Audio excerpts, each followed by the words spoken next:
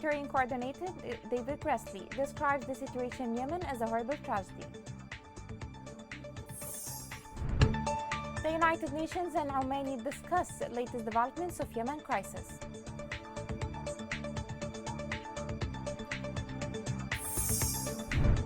The government forces defend healthy attacks on different fronts in Ma'rib.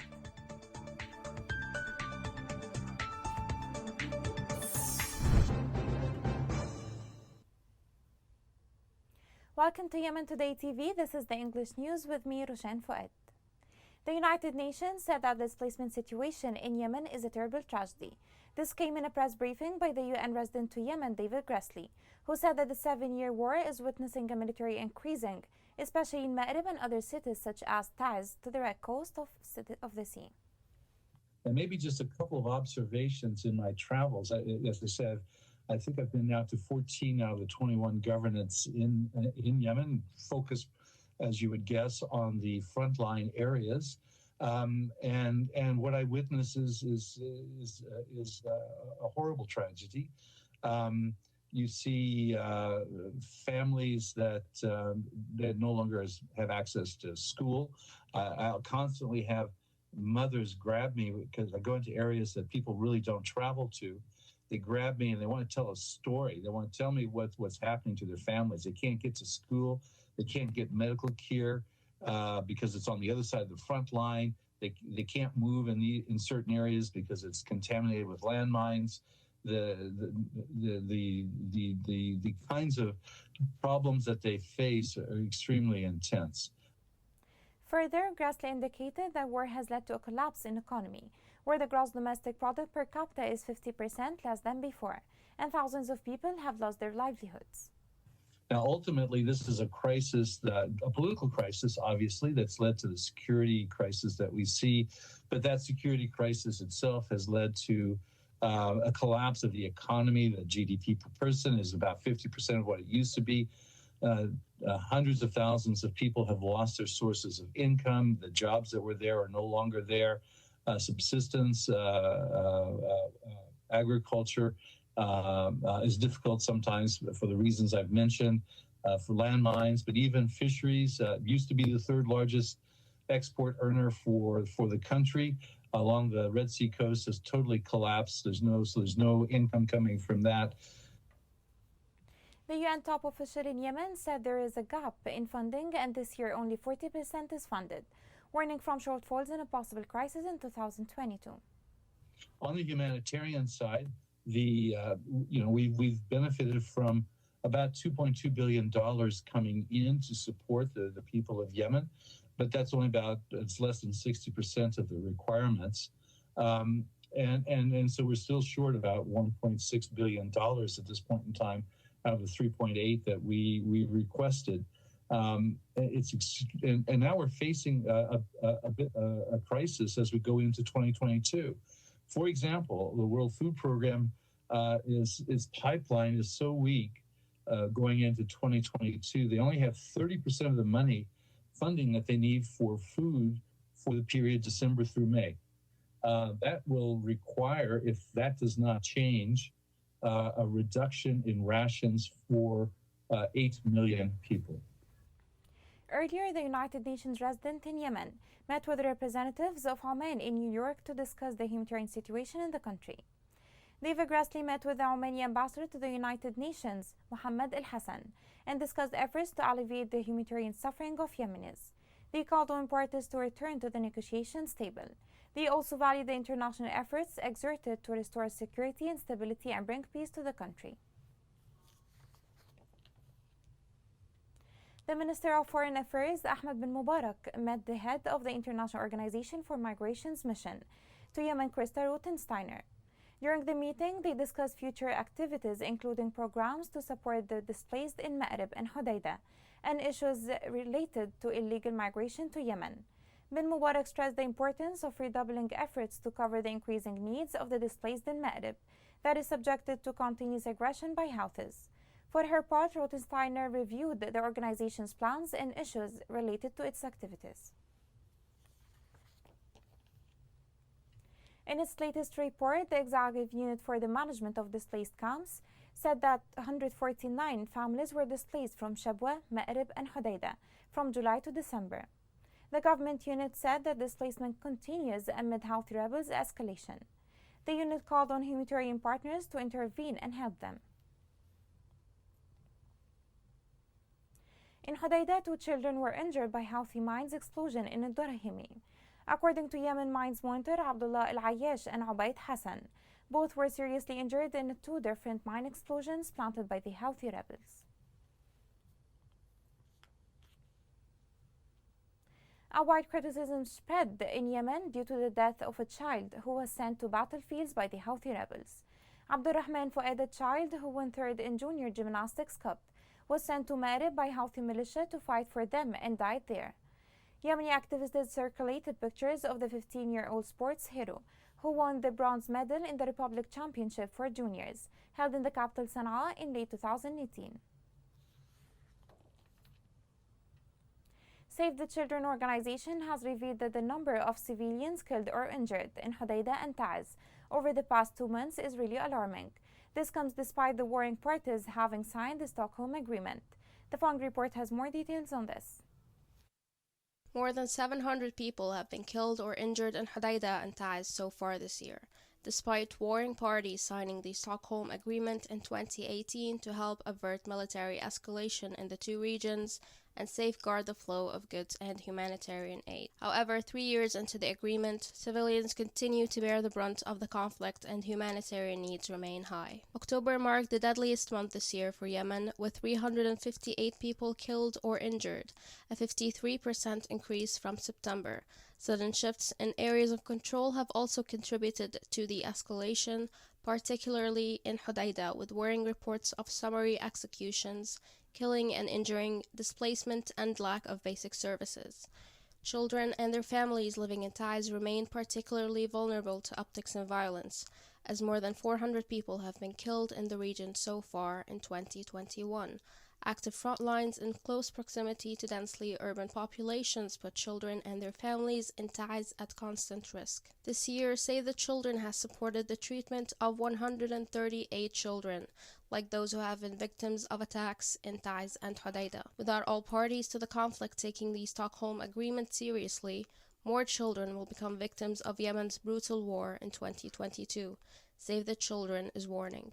Save the Children also calls on the international community to ensure accountability for all violations and abuses against children, through the urgent reinstatement of an international independent monitoring and reporting mechanism on Yemen, and the establishment of an adequately resourced and sufficiently staffed international investigative mechanism for the country. Save the Children has been working in Yemen since 1963, implementing programs in education, child protection, health and nutrition, water and sanitation, and emergency response across most of the country.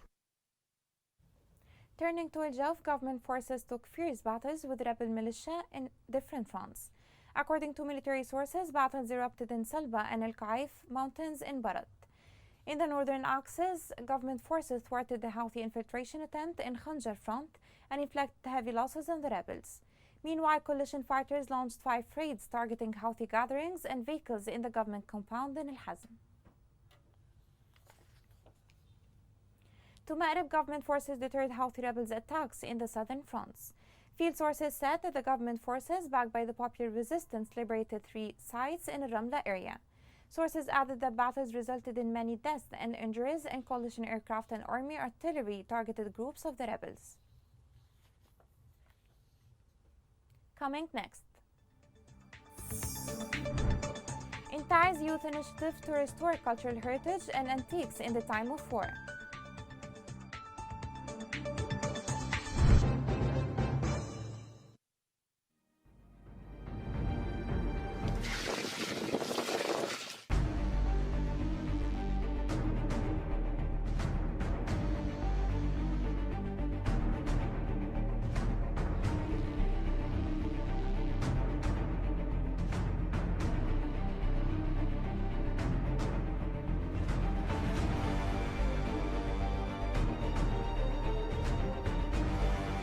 اضطرينا ان نغادر من ذي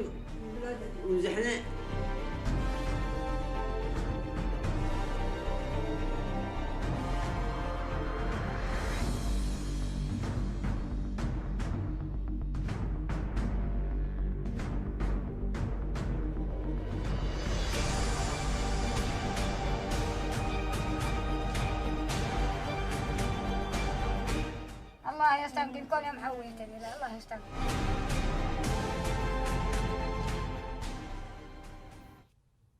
Welcome back. In a new controversial act, Houthi militia transformed the famous House of Culture in the center of Sana'a into an exhibition of ready-made clothes. The House of Culture is one of the most important cultural arcades in Yemen since its opening in the year 2000. It has become an important destination for artistic events. This led to a wave of anger among Yemenis, who consider this act as a direct Houthi assault against the nation's rich cultural heritage. The war has demolished everything in Yemen. Cultural heritage and antiques have been distorted by this mad war. However, a youth initiative in the old city of Taiz, led by Abdullah al-Arifi, started working on restoring and preserving such rich heritage. The following report has more details on this. From the ancient city of Taiz, the Open Museum is decorated with archaeological sites. In an innovative initiative, Abdullah al-Arifi spent 25 years of his life collecting popular archaeological heritage in a small archaeological and folk museum to preserve it from loss and extinction, as a cultural heritage which represents a source of pride for those who work and preserve it. This idea of collecting these historical antiquities 25 years ago, as I am one of the members of the families who belong to craft and silver industries, one of the ancient Yemeni families who made these crafts and excelled in it. So, I see all the handicrafts, either it belongs to my family or other families in Yemen or outside Yemen, as a human heritage which must be preserved. The size of the museum contained dozens of antiques and archaeological artifacts, which al-Arifi collected over the past 2 decades, and which date back to different historical periods, narrating the details of the lives of the ancestors. The museum also contains antique stone pieces, rare coins, and ancient weapons, which wasn't expected to be found in it. This exhibition, or small museum, which I own, contains collections of various types and ages, which go back to different eras in history, extending from the Ottoman rule till the beginning of the 20th century. What distinguished this folk museum is that it didn't display its archaeological contents for sale and purchase, like other shops in the city, which made it a shrine for many citizens to introduce them to the history and civilization of their country. شعوري كزائر لأننا من المنطقة القديمة. As I am a visitor who come from the old city, I feel comfortable when I see this place, as this man has collected very old antiquities. When we visit this place, we see our old antiquities and historical monuments exist in it, as if it is a museum. Al-Arifi is making great efforts to communicate with official authorities and local and international organizations to exchange experiences and joint cooperation to preserve antiquities from the effects of war and its repercussions, such as theft, depreciation, or smuggling.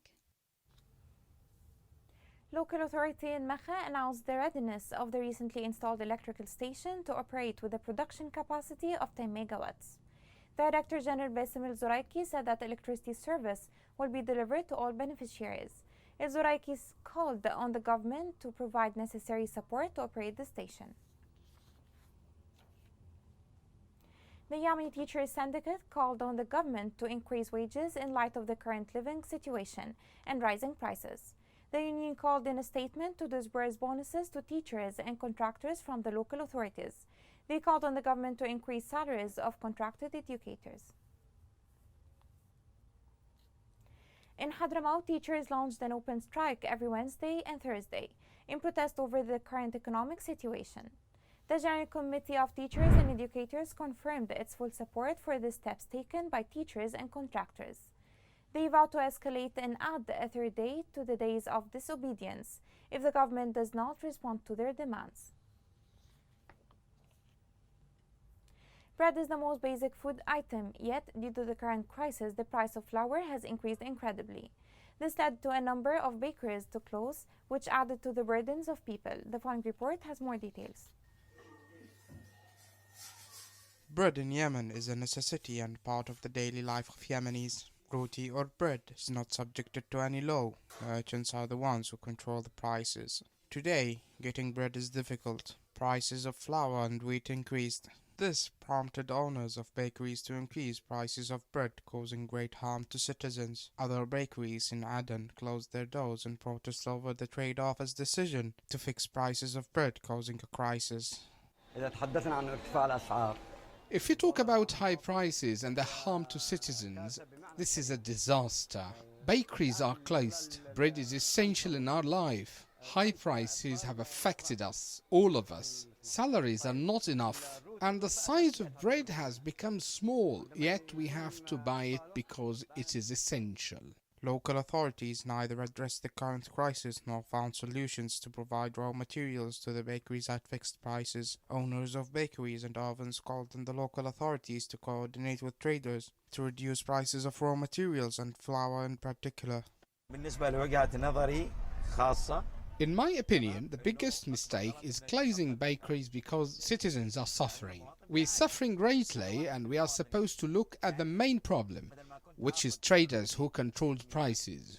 Local authorities are supposed to coordinate with traders to go back to previous prices. I call on the governor to coordinate with traders to reduce prices of flour and wheat.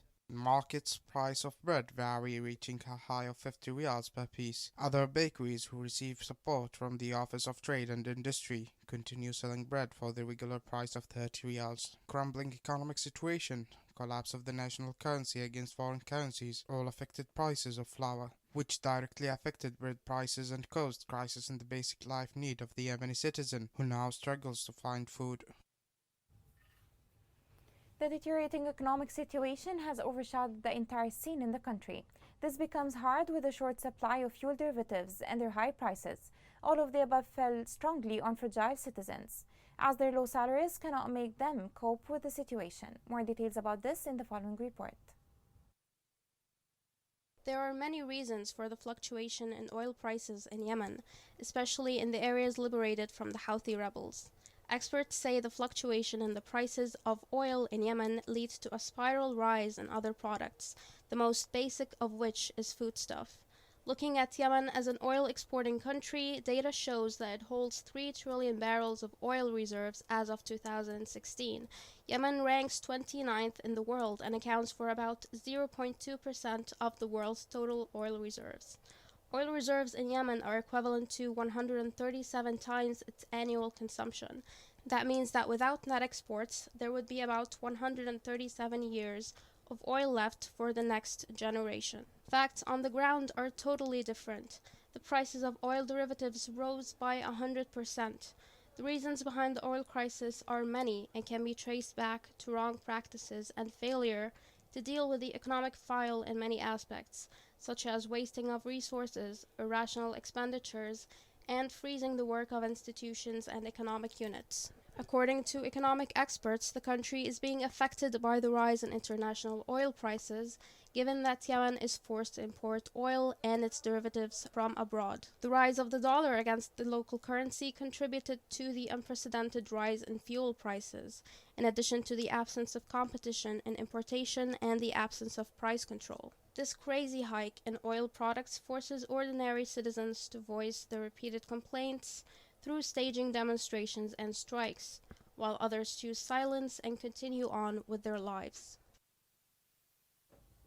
The Minister of Health, Qasim Buhaybah, warned from the outbreak of the fourth wave of the COVID-19 pandemic, calling on citizens to get vaccinated. To that end, the National Committee Against Coronavirus recorded 6 new cases of the coronavirus. Also, 2 recovered cases were recorded and 1 death. With the current updates, the total confirmed cases are 10,092, including 1,974 deaths and 6,960 cases of recovery. Here's a reminder of the main headlines. The UN Humanitarian Coordinator David Grassley describes the situation in Yemen as a horrible tragedy. The United Nations and Oman discussed latest developments of Yemen crisis.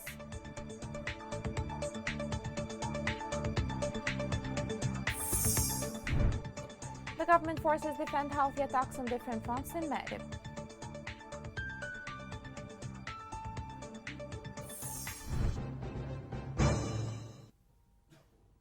This is the end of the news. It was Roshan Fouad. See you soon.